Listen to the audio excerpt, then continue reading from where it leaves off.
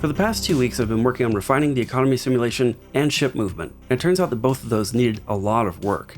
What you just saw in the opening was an experiment at a sort of cinematic camera mode, but it's going to need a lot of work, so that's something I might come back to later. I just noticed that as I was recording footage, I kept rotating the camera to try to get the most interesting angle, and I wondered if I could do that somewhat automatically. For movement, I've gone back to my previous plan because that curve editor I mentioned last time turns out to not be as good as I thought it was. You don't get individual axis control like you do with positioning a 3D node, so it's really hard to put the points where you want them, and it's just far too tedious to do that individually for all the landing pads or even to just copy and manipulate them individually. Instead, I've simplified my previous curve generation system and made it a lot more explicit about states and transitions. Before, I had a lot of scattered booleans and strange logic for determining whether a ship was coming into dock or going to a hyperspace gate or whatever. It was very error-prone, but now I've got an explicit list of states and a flowchart for how they're all connected. I've also brought physics into it, but not in quite the way I planned. Instead of attraction and repulsion forces, I'm using kinematic bodies with move and slide, and basically I set a velocity each frame that would bring the ship to the right point on the curve if it doesn't hit anything. But if it does, it'll slide as much as it can to get as close as it can without overlapping another ship. I started with a spherical collision shape, but this led to some odd sort of hopping behavior as ships slid over each other. Now I've got a tightly wrapped box, but this shape might change for other ship designs in the future.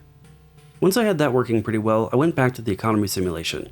I made some graphs to sort of observe how it was changing over time, but that didn't give me the full picture. Logging ended up being the most helpful thing here.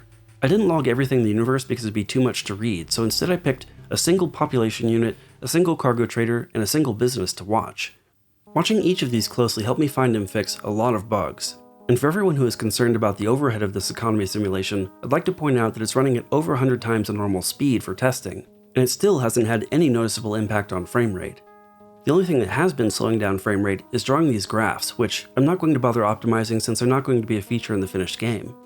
And there are a few more quick things I want to mention this week. First, I got the idea from a viewer to start tracking my work on Trello, and I've made the boards public, so if you're curious, you can take a look. I'll put the links in the description. I've also upgraded to Godot 3.2, and I've had no issues so far. I didn't have to change anything, my project was completely compatible as is. I'm also really excited to hear that Godot is getting an Epic Mega Grant. For those who don't know, Epic Games is giving out money not only to projects that help the Unreal Engine, but also open source projects that help the broader community, and I have a lot of respect for them giving this to essentially a competitor.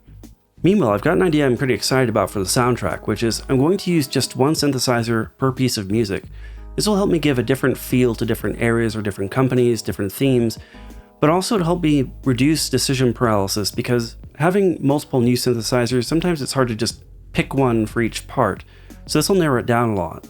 And finally, I mentioned the idea a while back of doing my next tutorial video when I hit 10,000 subscribers, and that number is coming up pretty soon, so I'm starting to plan the next tutorial now, and it's going to be all about GD Native, because I think that's the biggest area where there isn't enough information out there already. I don't know when it'll be done, but in the meantime, it always helps me out if you hit the like button, spread the word about this channel, and subscribe if you haven't already. And of course, thanks for watching.